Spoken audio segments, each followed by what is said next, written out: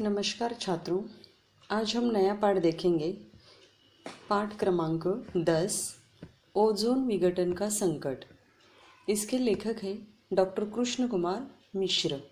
पहले हम लेखक का परिचय देखेंगे, ध्यान से सुनिए। डॉक्टर कृष्ण कुमार मिश्र जी का जन्म 15 मार्च 1966 को उत्तर प्रदेश के जौनपुर में हुआ। आपने हिंदी साहित्य में विज्ञान संबंधी लेखन कार्य में अपनी विशेष पहचान बनाई है।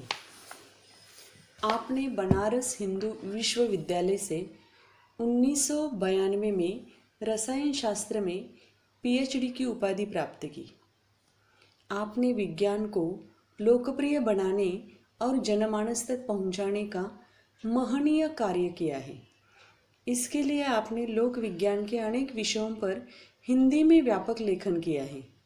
विज्ञान से संबंधित आपकी अनेक मौलिक एवं अनुदित पुस्तकें प्रकाशित हो चुकी हैं। आप विज्ञान लेखन की समकालीन पीढ़ी के सशक्त हस्ताक्षर हैं।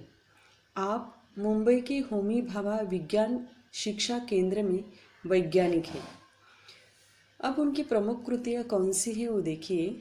लोक विज्ञान समकालीन रचनाएं, विज्ञान मानव की यशोगाथा, जल जीवन का आधार आदि। विधा परिचय। प्रस्तुत पाठ विज्ञान संबंधी लेख है। वर्तमान समय में लेख का स्वरूप विस्तृत और बहुआयामी हो गया है। इसमें विज्ञान, सूचना एवं तकनीकी विज्ञान जैसे विषयों का लेखन भी समाहित हो गया है। विज्ञान जैसे विषयों पर अनेक लेख विभिन्न पत्रिकाओं तथा पुस्तकों के रूप में पाठकों के सम्मुख आ रहे हैं, जो ज्ञान वृद्धि में सहायक हो रहे हैं। अब पाठ परिचय देखिए। प्रस्तुत पाठ में मनुष्य की सुविधाओं के लिए किए जाने वाले अनुसंधानों और उत्पादित किए जाने वाले साधनों के कारण पर्यावरण के होते जा रहे ह्रास की ओर संकेत किया गया है। वर्तमान समय में ओजोन की परत में छेद होना अथवा परत को क्षति पहुंचना मनुष्य की स्वार्थी प्रवृत्ति का परिणाम है। हमें यह भलीभांति समझना होगा कि यद्यपि सूर्य हमारा जीवनदाता है, परंतु उसकी पराबैंगनी किरणें संपूर्ण चराचर सृष्टि के लिए घातक सिद्ध होती हैं। अतः आज यह आवश्यक है कि ओजोन के विघटन को रोकने का हम संकल्प करें और मानव जाति को इस संकट से उबारें। तो ये हो गया लेखक का परिचय, विधा परिचय और पाठ का परिचय। अब इसके बाद मैं आपको पाठ का सार या पाठ का सारांश संक्षिप्त में बताऊंगी, उसे ध्यान से सुनिए। आज का युग विज्ञान और प्रौद्योगिकी का युग है। पूरी दुनिया में भौतिक विकास की होड़ लगी हुई है। विकास की इस दौड़ में जिन समस्याओं को जन्म दिया है, इनमें प्रदूषण की समस्या चिंतनीय है। हवा, पानी, मिट्टी सभी प्रदूषण की गिरफ्त में आ चुके हैं। इनमें भी पर्यावरण प्रदूषण बहुत बड़े संकट का रूप ले चुका है। पर्यावरण में विद्यमान अनेक गैसों में एक गैस है ओजोन। यह गैस मानव स्वास्थ्य के लिए तो हानिकारक है, परंतु वायुमंडल में मौजूद यही गैस हमारी रक्षा भी करती है। यह गैस धरती के वायुमंडल में 15 से 20 किलोमीटर की ऊंचाई तक पाई जाती है। यह ओजोन गैस बाह्य अंतरिक्ष से आने वाली पराबैंगनी किरणों को अवशोषित करके उन्हें धरती पर आने से रोकती है। यदि ये किरणें धरती की सतह तक चली आए तो एक ओर तो धरती के तापमान में वृद्धि होगी, दूसरी ओर त्वचा संबंधी अनेक व्याधियां फैलेंगी। वायुमंडल में स्थित ओजोन की परत हमें इन घातक किरणों से बचाती है। विकास की दौड़ का हिस्सा बनकर हमने सभी संसाधनों का अंधाधुंध इस्तेमाल किया है, जिसके कारण प्राकृतिक संतुलन चरमरा गया है। दैनिक जीवन में कीटनाशक, प्रसाधन सामग्री, दवाएं, रंग रोगन, फ्रिज, तथा एयर कंडीशनिंग में प्रशीतन का अहम स्थान है। सन 1930 से पहले प्रशीतन के लिए अमोनिया और सल्फर डाइऑक्साइड गैसों का इस्तेमाल किया जाता था, जो अत्यंत तीक्ष्ण होने के कारण मानव स्वास्थ्य के लिए हानिकारक थी। 30 के दशक में क्लोरोफ्लोरोकार्बन CFC नामक यौगिक की खोज हुई। रंगहीन, गंधहीन, अक्रियाशील और अज्वलनशील होने के कारण बड़े पैमाने पर CFC यौगिकों का उत्पादन होने लगा और घरेलू कीटनाशक, प्रसाधन सामग्री, दवाइयाँ, रंग रोगन, यहाँ तक कि रेफ्रिजरेटर और एयर कंडीशनर में इनका खूब इस्तेमाल होने लगा। 1974 में एक अमेरिकी वैज्ञानिक FS रोलैंड ने बताया कि CFC यौगिक धरती की ओजोन परत को नष्ट कर चुके हैं, क्योंकि CFC यौगिक इस्तेमाल में आने के बाद वायुमंडल में पराबैंगनी किरणों के संपर्क में आते हैं। ओजोन विघटन संकट पर विचार करने के लिए अनेक देशों की पहली बैठक 1985 में वियना में हुई। बाद में सितंबर 1987 में कनाडा के मॉन्ट्रियल शहर में बैठक हुई, जिसमें दुनिया के 48 देशों ने भाग लिया था। इसके तहत यह प्रावधान रखा गया कि 1995 तक सभी देश CFC की खपत में 50% की कटौती तथा 1997 तक 85% की कटौती करेंगे। 2010 तक सभी देश CFC का इस्तेमाल एकदम बंद कर देंगे। इस दौरान विकसित देश नए प्रशीतकों की खोज में विकासशील देशों की आर्थिक मदद करेंगे। तो ये हो गया पाठ का सार। अब हम परिच्छेद के अनुसार पाठ का स्पष्टीकरण देखेंगे। पहले मैं पाठ को पढ़ती हूँ। बीच बीच में आए हुए जो भी कठिन शब्द हैं उसको आपको अपनी कॉपी में लिखकर लेना है। ध्यान से सुनिए। पहला परिच्छेद, पन्ना नंबर 51। वर्तमान युग विज्ञान और प्रौद्योगिकी का युग है। दुनिया में भौतिक विकास हासिल कर लेने की होड़ मची है।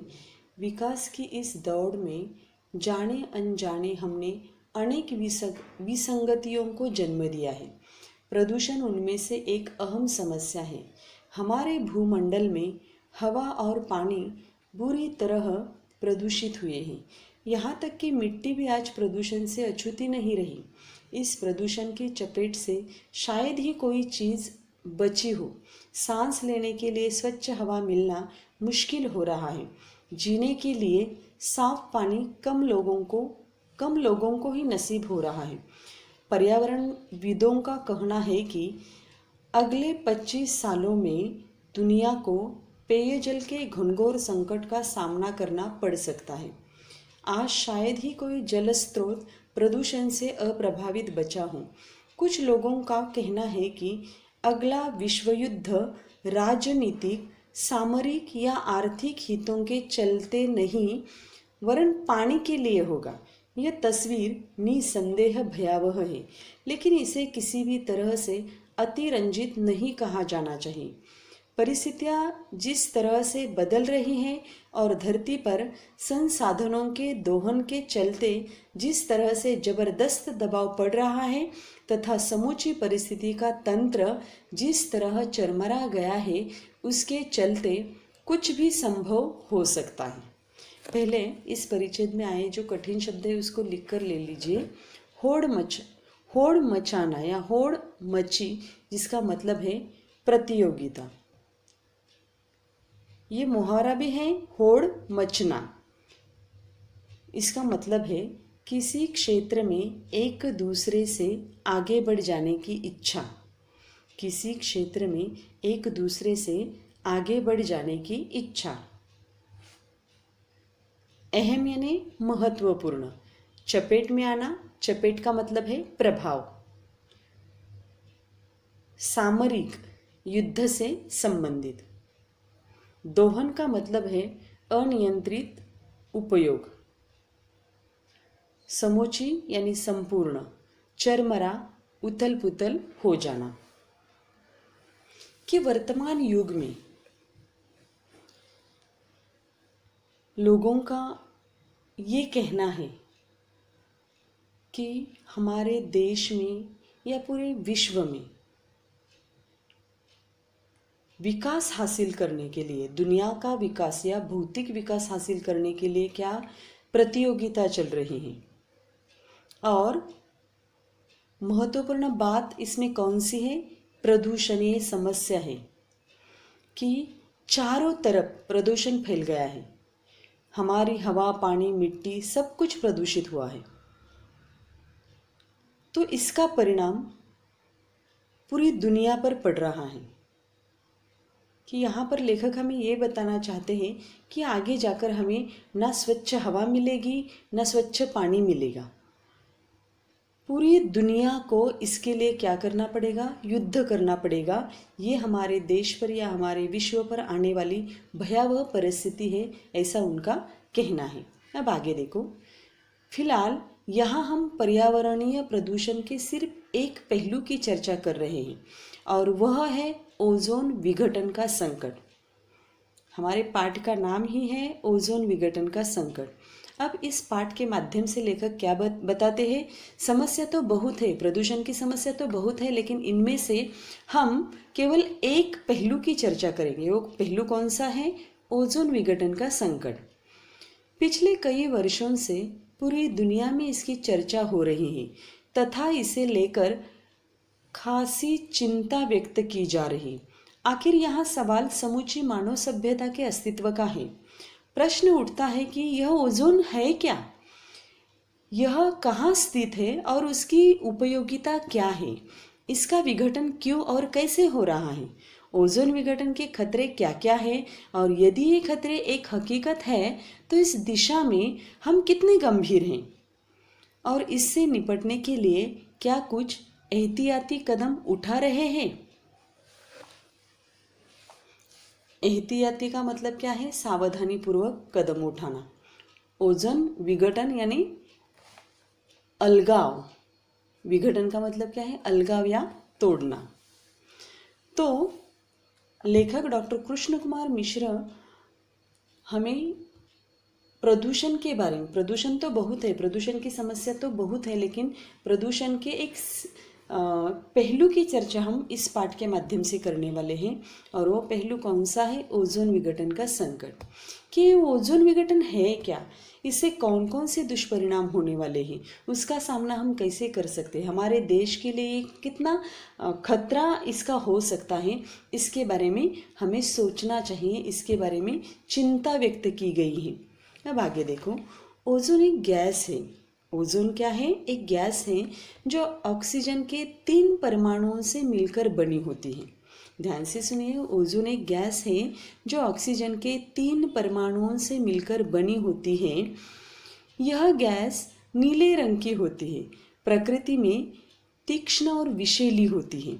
यह मानव स्वास्थ्य के लिए हानिकारक होती है और श्वसन नलिका में जाने पर जलन पैदा करती है। लेकिन वायुमंडल में मौजूद यही गैस हमारी रक्षा भी करती है। यह वह ओजोन गैस है जिसकी वजह से धरती पर जीवन फल फूल सका है। तो देखिए ओजोन क्या है, इसके बारे में लेखक ने यहाँ पर बताया है कि ओजोन एक गैस है जो ऑक्सीजन के 3 परमाणुओं से मिलकर बनती है। नीले रंग की गैस होती है, प्रकृति में तीक्ष्ण और विषैली होती है। मनुष्य या मानव जाति के लिए वो हानिकारक है। जब वो श्वसन नलिका में जाती है तो जलन पैदा करती है। लेकिन उसी के साथ साथ जिस तरह वो हानिकारक है, उसी प्रकार ये वायुमंडल में मौजूद यही गैस हमारी रक्षा भी करती है। यह ओजोन गैस है जिसकी वजह से धरती पर जीवन फल फूल सका है। यानी जिस तरह वो हानिकारक है उसी प्रकार वो हमारे लिए हमारी रक्षा भी करती है। अब अगला जो पाठ का उर्वरित भाग है वो हम कल की तासिका में देखेंगे। धन्यवाद।